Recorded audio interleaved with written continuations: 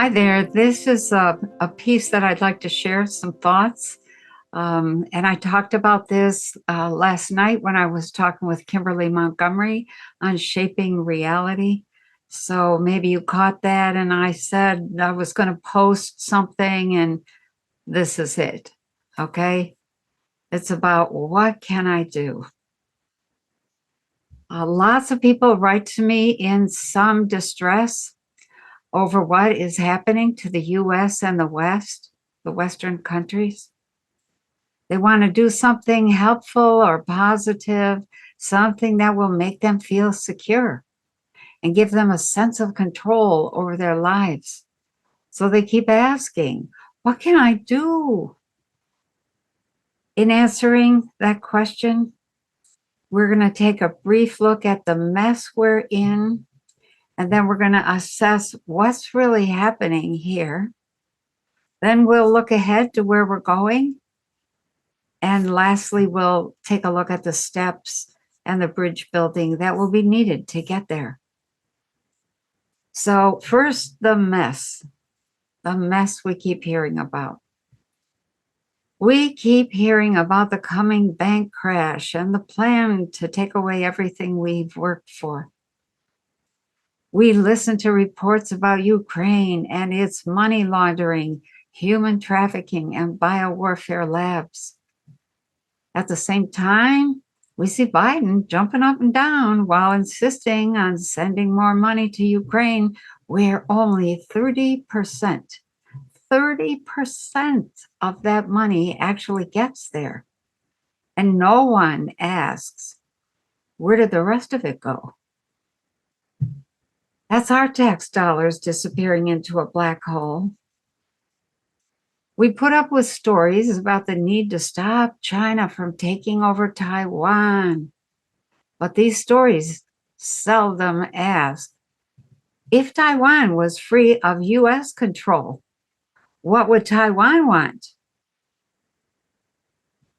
Then there's the wave of deaths and disabilities resulting from the jab, the embarrassing and ongoing fight between the Democrats, rhinos, and Republicans.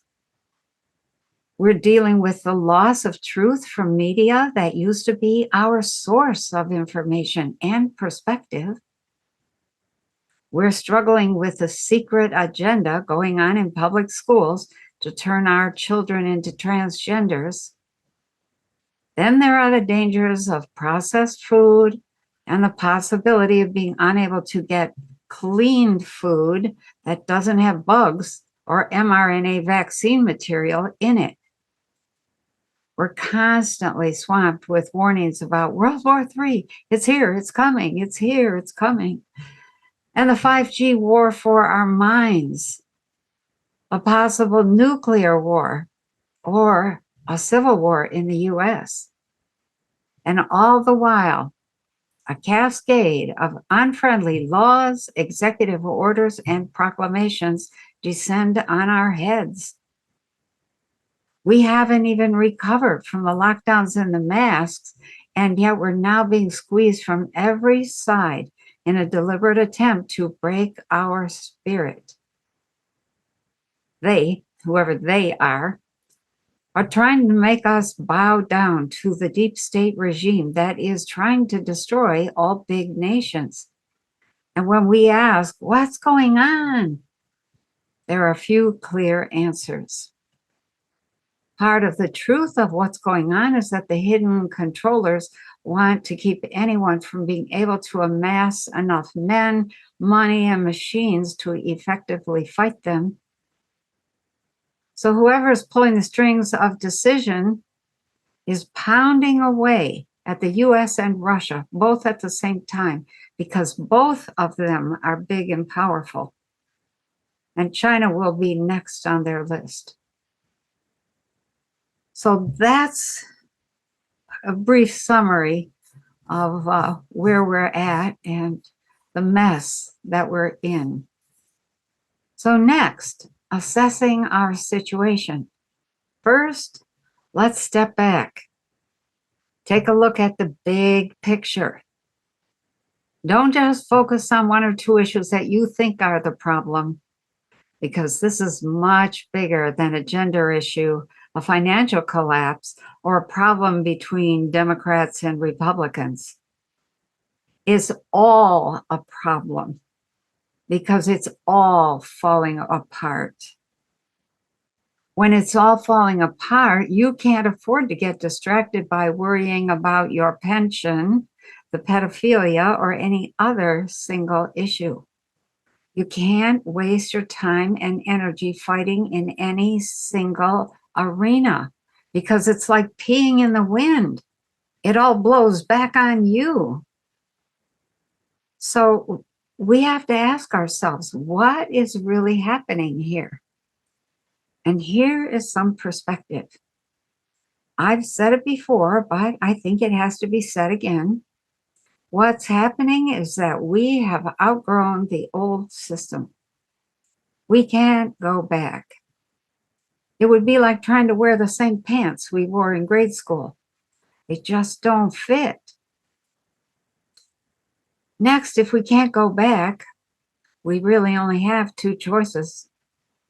One is tread water, and the other is move forward. Treading water will eventually exhaust you.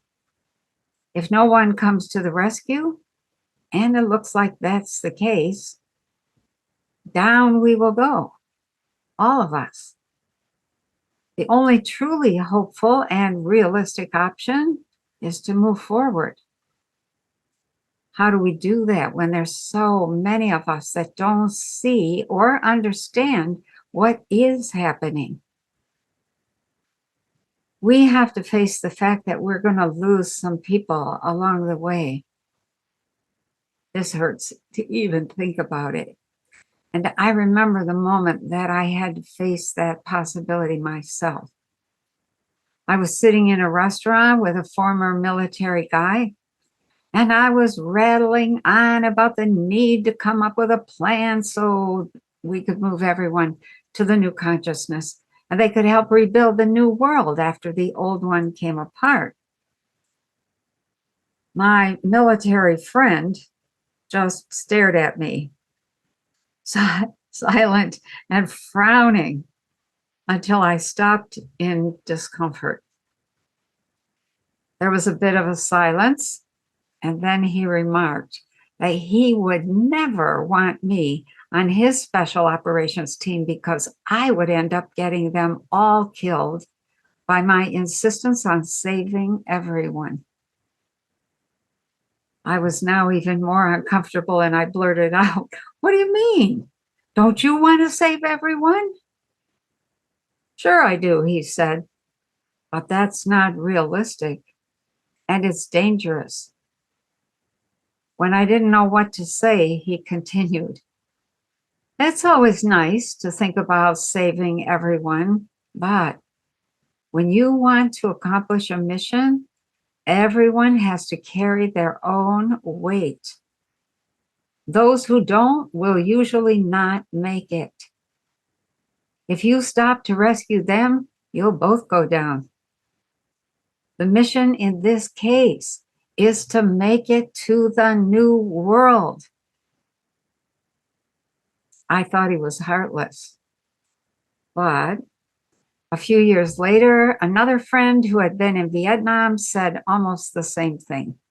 "You can't save everyone, especially if they aren't paying attention to what's going on around them." So, what's really going on around us?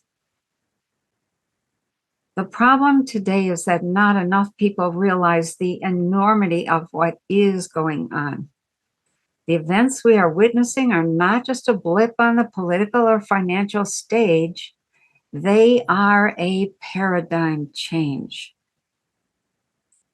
Every civilization develops according to what their consciousness is able to imagine and construct. Their system, their way of life, is their paradigm. You probably know this, but here's a reminder. It's a definition. A paradigm is a model or a pattern that expresses how people see the world and what they believe is possible in that world. It's a model or a pattern that expresses how we see the world and what we believe is possible. Our reality is a representation of what we hold in our consciousness. We then project our thoughts and ideas into the world, and voila, it takes shape around us. There are usually about a dozen sectors that make up a paradigm. Examples of sectors are things like governance, money, medical, education, science, business, technology, religion, art, agriculture, and so on. All of the sectors are integrated in the most intimate of ways. Each sector represents some specific challenges that we have to handle in order to have a good life. And all the sectors support one another. For instance, businesses develop to fill our needs for food, clothing, books, lumber, dishes, tools, etc. And then technology works to provide ever better tools to lighten the workload. Science strives to discover new possibilities for the ongoing development of business and technology while making life easier for people. Education teaches people how to think, how to work, and to maintain the houses, the government, the food systems, run the businesses, build new tools and technologies. The medical sector fixes people when they get sick or hurt. Then we have governance. Governance represents the rules by which we want to live together and treat one another. It protects the land so houses can be built, food can be grown, and families can live in peace and security. People pay taxes so that the government can organize big projects like roads, bridges, and streetlights, or help with natural disasters. Governments also create currencies that make business and trade easier. They organize militaries to protect the people and the resources and manage relationships with other countries all across the planet. Art is wonderful. It reflects the fabric of society, its rhythms and its style, and its need for creative expression and entertainment. And religion lends a spirit of goodness to the whole. And all of the above, all, work together as a paradigm, which then evolves to become a smooth working world. When a paradigm is in full flowering mode, everything runs pretty smoothly. And there's a well-accepted set of ideas that are considered normal. In the 1950s, normal was seen as growing up, going to college, refraining from sex until you were married, and then getting married, buying a house, and having children, all in that order. Once there were children, the woman stayed home to take care of them while the man continued to work for a company for 30 years. He then retired, and they hoped to travel the world. In a paradigm, the full flowering mode could be called the normal stage. The problem is that during the normal stage, entrenched and long-established systems often become corrupted and dysfunctional. All of the old systems begin coming apart, and the first signs of this are seen when exceptions to the rules of normal life begin to appear. One example of this might be the concert at Woodstock and the hippie lifestyle in the summer of love. At the same time, anomalies in medicine and science start to accumulate. So you've got the anomaly of suddenly people are not behaving according to the old rules. And then you get these anomalies in science and medicine. An example of this might be the appearance of Foo Fighters reported during World War II. The appearance of Reiki healing, which was this hands-on thing instead of drugs and surgeries. Or Heisenberg's uncertainty principle in science, which declared that perception was somehow involved in deciding objective reality. Another would be Hans Alfvén's plasma physics, which led to Walt Thornhill's electric universe theory, the end of the Big Bang hypothesis, and a total redefinition of gravity. So the bottom line is that as more and more events occur that cannot be explained using the normal theories in the accepted model of science or life, the anomalies accumulate, and the powers that be then try to enforce the old rules and the perceptions that helped maintain the old behaviors. Of course, this doesn't work.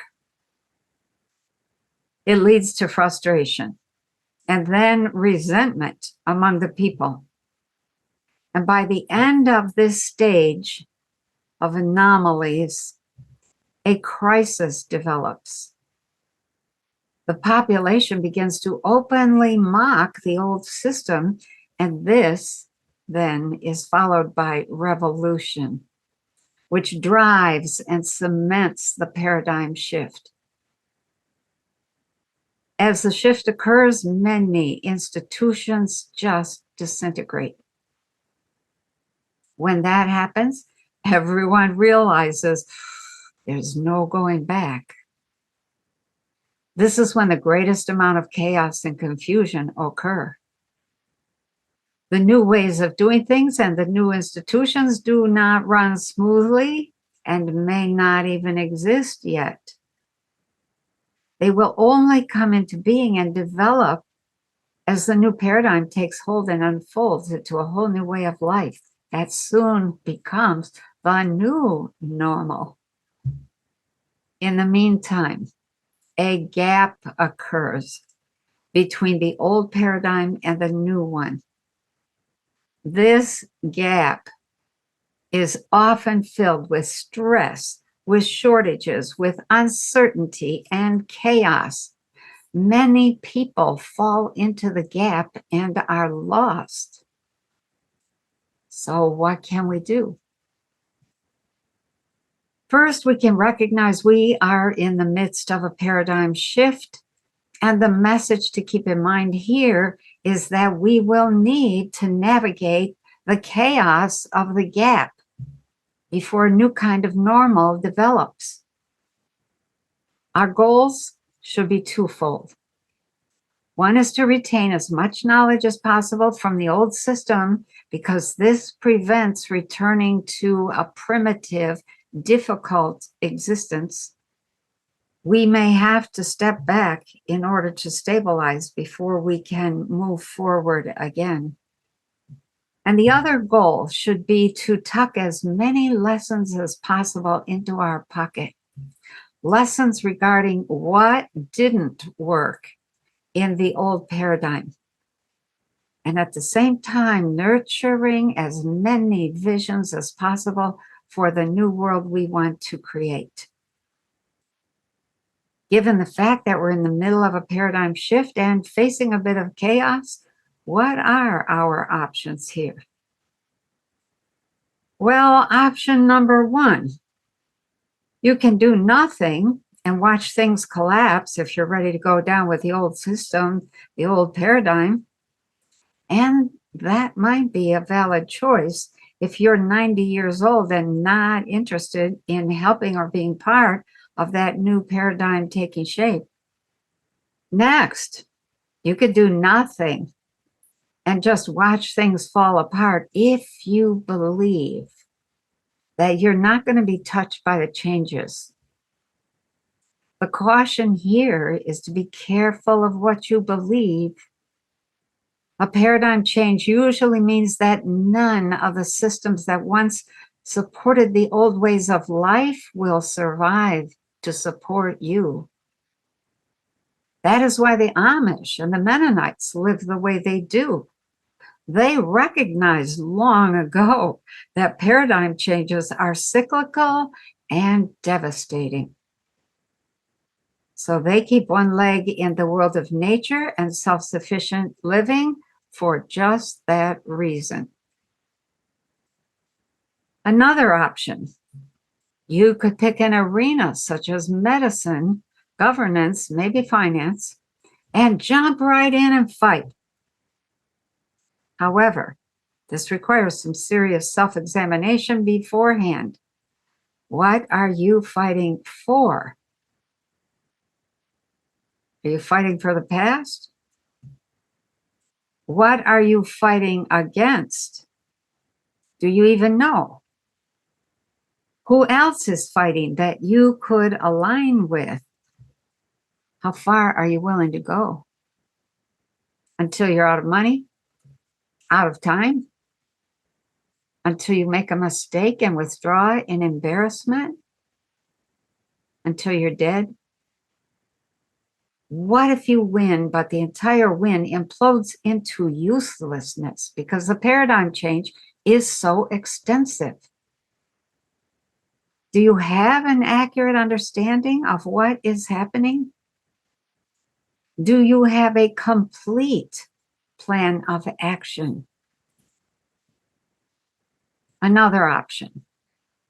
You could run and hide, build a bunker or a bug out place, stock up on food and weapons for yourself and your family. However, no man is an island, and you need to think carefully as to whether or not you're willing to watch your friends and fellows starve to death. Are you willing to kill them to preserve yourself for a few more weeks or months? What do you do if you run out of food? Steal from others? What about running out of ammunition? And here's the biggest thing of all. How will you feel after a year or two of hiding in solitary confinement? Have you ever experienced the terrible malaise and depression of cabin fever? That's when you start to make really bad assessments and decisions. How will you know when it's safe to come out of your bunker? What is your plan after that? Maybe the option that you decide on is that you're not going to panic, and instead you're going to devote your time and energy to looking for and listening for signs of the new paradigm coming into being. This requires being able to let go of the past without guilt. Sometimes it requires being able to let go of people you love because they want the old world to stay, and they end up going down with that world. Can you watch that happen? As the old world is going down and the new one is coming up, there's almost always going to be a period of some confusion in between the two. And I think this is where we need to focus when we ask the question, what can I do? Have you done anything to prepare for a period of temporary chaos? This period, this preparation, can mean as little as having some extra food and water on hand, to getting by without electricity for a while, to getting ready to deal with gangs that try to get what they need by stealing from others, to all-out civil war in your city, your state, or your country. Are you in a location you feel is the most secure in terms of food and water shortages, electrical failure, gangs, and civil war? Do you know your neighbors? Can you work with them? In taking an honest look at our situation, taking stock of where things are going and the way that they're going, you could also decide to prepare yourself for the new world. And instead of asking, what can I do? Perhaps the real question is, how should I prepare? Or better yet, what must I become? Might the answer to that question be, I need to become a new human? So, what must I become? There are many answers to our questions, but before we go there, sit yourself down and think deeply about whether or not you want to be part of the new world. Have you been honest with yourself about what that might take? The first step in preparing to cross the gap is to decide that you really want to be part of that new world. And if you want to be part of it, you're going to have to help create it. Are you willing to help build it? To contribute your talents, your gifts, and your skills in order to help bring it into being? If that's the case, the following are some things that will help you make that crossing to that world. First, consider what you learned in the old world and will be bringing with you as part of your old normal. What are you going to bring with you? What skills or concepts might be helpful as the new world takes shape? Are you good at repairing things? Feeding people? Organizing people or tasks? Are you good at working with computers? Do you have experience in planning projects, big and small? What about rescuing animals? A lot of people abandon their animals. What about thinking out of the box? Are you good at ensuring safety? Are you good with a gun? Do you have a green thumb when it comes to growing food? Are you willing to help with some meetings? Do you have a gift for working with people suffering from psychological shocks and grief? Making deals? Can you make good deals with other groups? Are you a good negotiator? Do you know how to build things? Do you know your way around the landscape or the city like the back of your hand? That could be very useful if you had to run or try to escape. As you move forward, the thing to keep in mind is to keep an eye out for tasks that need doing and roles that need filling. And if there's something you always wanted to learn or know how to do, think about taking a class or learning some new skills that might be useful. For many people, the place to begin is at home with their own body. Becoming a new human would require a decision to improve their health. A new human is a more consciously present, able-bodied individual who is willing and able to contribute and help shape a new world. Do you understand the body and how it works and what it needs? How long do you think it would take you to get to the point of vibrant good health? Don't wait. It usually takes about a year, but it doesn't just happen only a year from now. Every step you do is a little bit of improvement. And a year down the road, you realize, oh, wow, I feel really good. I've got energy. So you have to ask yourself, what will you have to set aside start doing or stop doing in order to achieve your goals with your health? Another thing to think about that you could contribute, what can you do, is to ask yourself, do you have a medical background? Or do you know people who do? What do you know about nursing someone back to health? I'm talking here about real nursing, without drugs and surgery, real nursing. How could you help others who are struggling to heal as everything changes? What medical supplies do you have on hand? Any? Let's hope so. In the new world, our understanding of the human body is based on energetic principles instead of chemical or mechanical operations. So that's the body. So let's talk about money and finance. What about those of you in finance? As things change, people in each region end up working with a variety of currencies, some official, some local, and many, if not most, are digital if we maintain the internet. If there's a period of no internet, this period serves to allow brand new ideas about money to come to the surface.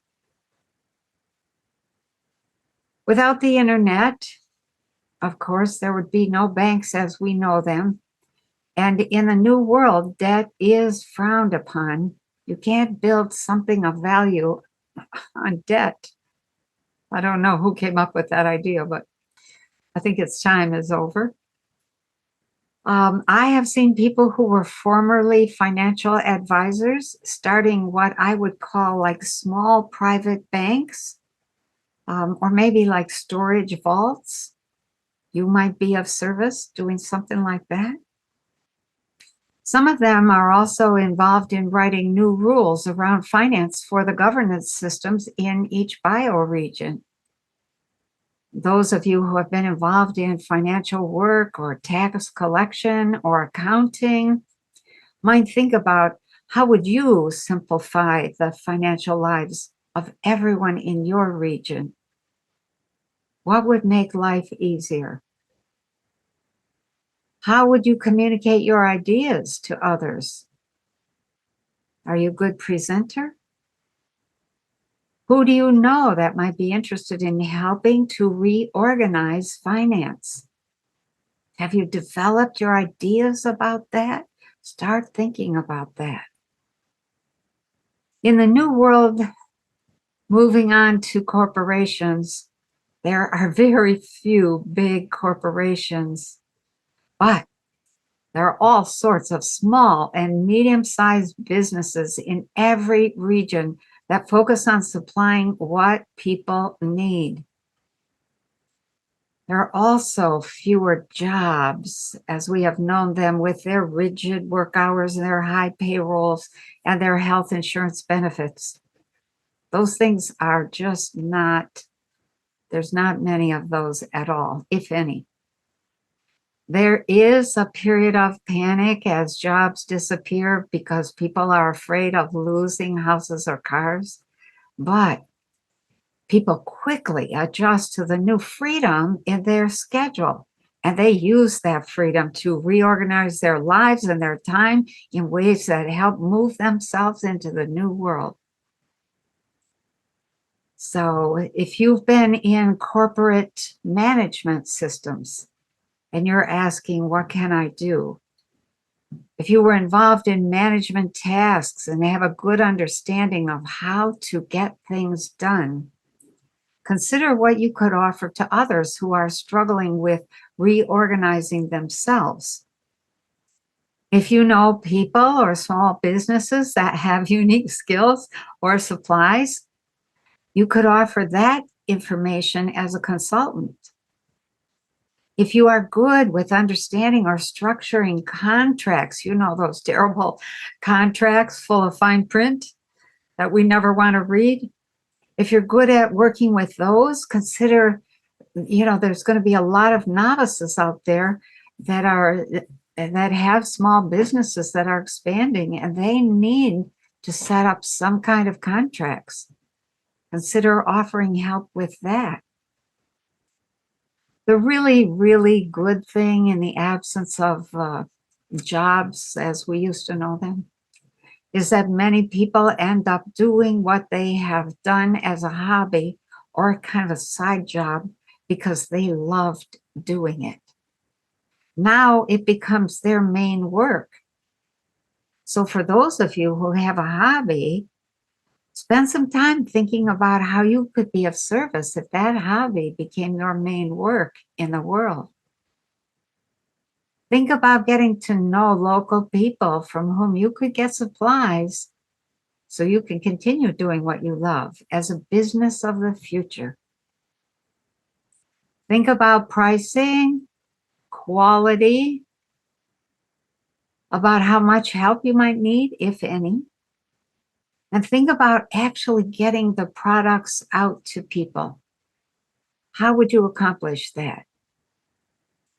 Think about where this all might lead and what you would need to have on hand to get started, as well as what you might need if the business really got busy after the chaos. Moving on to education. It's not clear yet which direction education goes, but there are a diminishing number of schools that are still open as we move forward, and almost none are really functioning a decade from now. If the internet stays up and functioning, a lot of education is done over the internet, and many parents who work from home take up homeschooling, using the internet as a source. Teachers who are used to teaching online or used to producing curricula for online classes, they're going to thrive. After the period of social and financial confusion mentioned above, they take off like a shot. If the internet goes down, teachers who love to teach will organize small private classes in their homes or their neighborhoods. This includes elementary teachers all the way up to university professors. Think about how you would teach if you were not part of a school system. How would you design your curriculum? What books or other supplies would you need? And very important, what kind of record keeping would you set up? What would you charge? How many days a week would you teach? And where would you find the space in which to meet your students? Your house, somebody else's, a church, an empty building in your town? Then think about how would working this way change you? How do you think it would change the students? How might the concept of education change altogether? So as the new paradigm takes shape, education will focus on human development and the evolution of consciousness. So be prepared to weave that into what you're teaching. Moving on to agriculture. Agriculture is already changing dramatically because food is a main stabilizer in any paradigm, and people take things into their own hands quickly when the food system is threatened, as it's being done today. New inventions and setups for growing food, both indoors and out, are appearing everywhere. Whether you are a farmer, a long-term gardener, an herbalist, or you only grow a few tomatoes on your deck, you have a place in the new paradigm because a lot of people are growing food. Have you thought about planting a garden and making sure that everyone in your family has enough to eat? In the new world, every family has a family gardener. What do you know how to grow? Staying with the whole thing about growing food as we move forward with that whole need to feed ourselves, one of the sticking points is going to be seeds.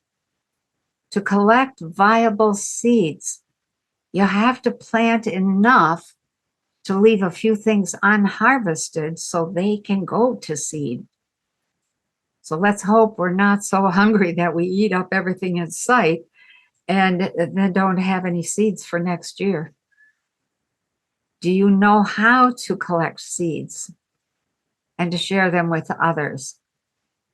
They have to be collected, they have to be dried, they have to be examined after they're dried. Do they look viable? Do you know how to recognize a healthy seed versus an unhealthy seed? Do you have the space to grow some food in your garage? Maybe on a growing wall? What climate do you live in? How long is your growing season? Do you know how to can, freeze, or dry food and store it safely away from bugs and mice? Do you have the equipment to do this? Have you thought about selling food and what you would charge? What about recipes for specialty items such as ketchup, juice, jams, or breads?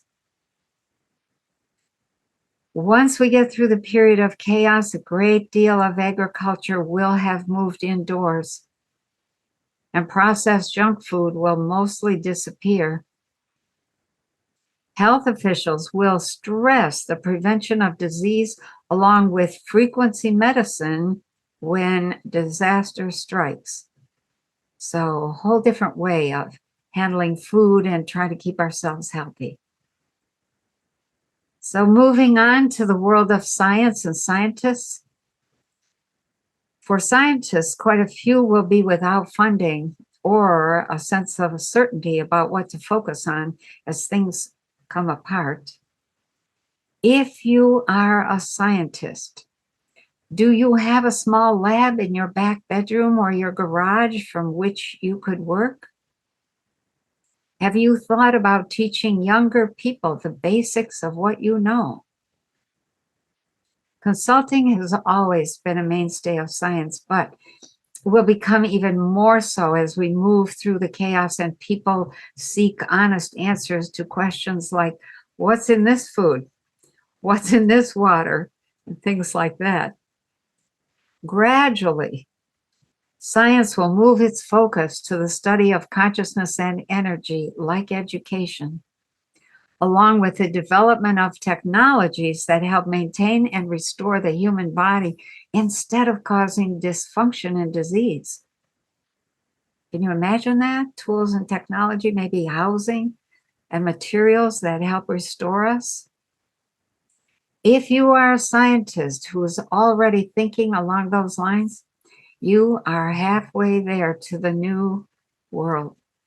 Looking at transportation, transportation will evolve quickly as we are introduced to people that we will be embarrassed to call ETs once we realize they have been here all along and have busied themselves with becoming fourth and fifth dimensional people while we were drinking beer and watching sitcoms on TV after working all day at some job that produced mountains of toxic waste.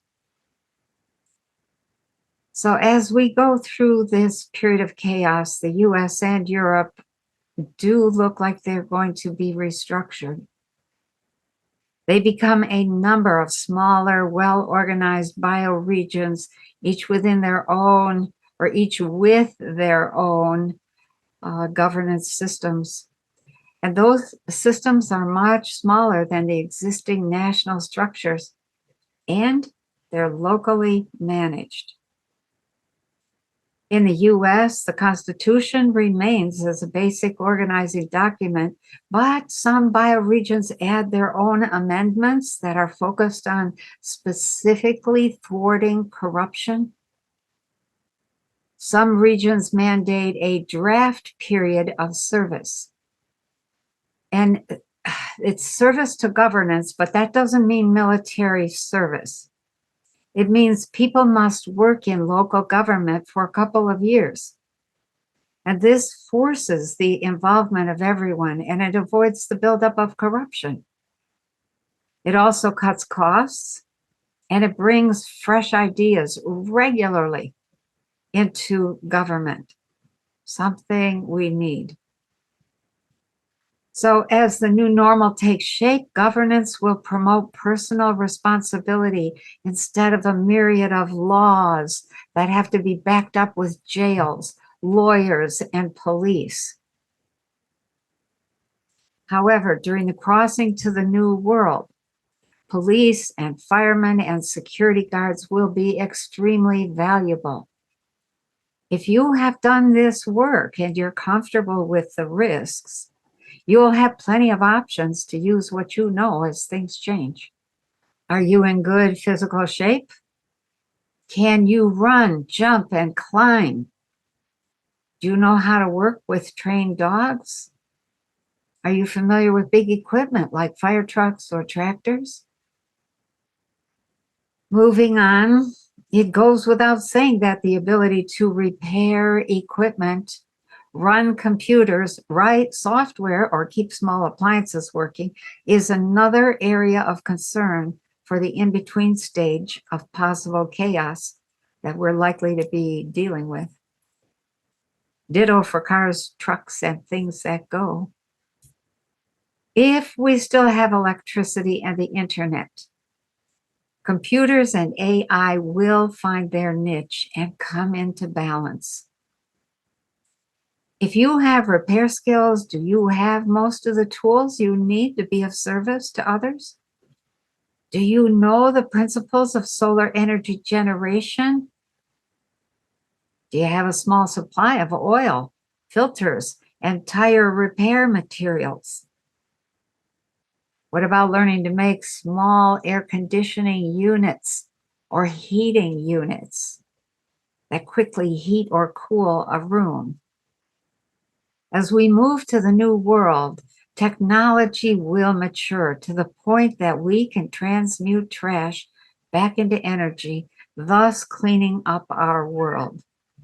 If you're following what I'm saying, I hope you'll see that we can't just prepare for the new world as if it will arrive in a nice, neat package that we move into as if it was a package of macaroni and cheese that we know exactly what to do with. It's not going to be that way. There are stages to a paradigm shift. We are in the crisis stage and we're on the precipice of revolution. It doesn't have to be bloody. It can just be a withdrawal. It can be a refusal to go along with the old system and to spend your time, energy, and money putting together your new life in that new system. So returning to the question we started with, most people asking, what can I do, are really asking, how can I restore the past? This is not going to work because of what I said at the beginning. We've outgrown our old civilization and its structures in the same way we've outgrown the shoes we wore at 4 and the pants we wore when we were 13. As pointed out above, the question, what can I do, can best be answered by deciding first whether you want to stay with the old world or move on to the new one. The problem with the old world was that it just won't be working very well, if at all. The challenge with the new world is that there will be a lot of learning and rethinking, rebuilding required. It will be a back to school kind of effort. New information, new science, new technology, new work to be completed, and new rules to be implemented. Wow. Do not make the mistake of thinking that what's happening in our world is merely a political mistake, a financial problem, or an anomalous period of injustice. What we are witnessing is a paradigm shift of major proportions. It's global. After a period of confusion and a bit of struggling to reorganize our thinking, our daily life, and our worldview, we will begin moving quickly into a world that is all new and very different. Exactly what will the new world look like? Well, we don't know yet. We don't know because we haven't set it up yet.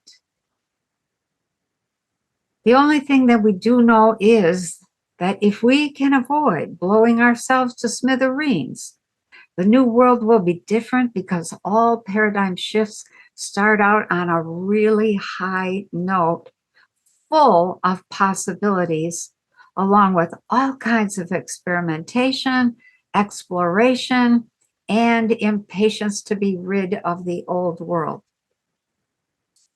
Those making the shift often stay on that high note for a couple thousand years. This is the golden age that you sometimes hear about in relation to the Kali Yuga, although it would be much more accurate to call it the development of the golden race of humans, because the people evolve their consciousness to a very high level, which changes everything dramatically. The best thing you can do is to prepare to use everything you know as we navigate some rough seas on our way to the new paradigm. Keep your eyes open and watch for times and places where your skill set, whatever it is, will be helpful. The mission is to make it to the new world, and I hope to see you there. Thanks for listening.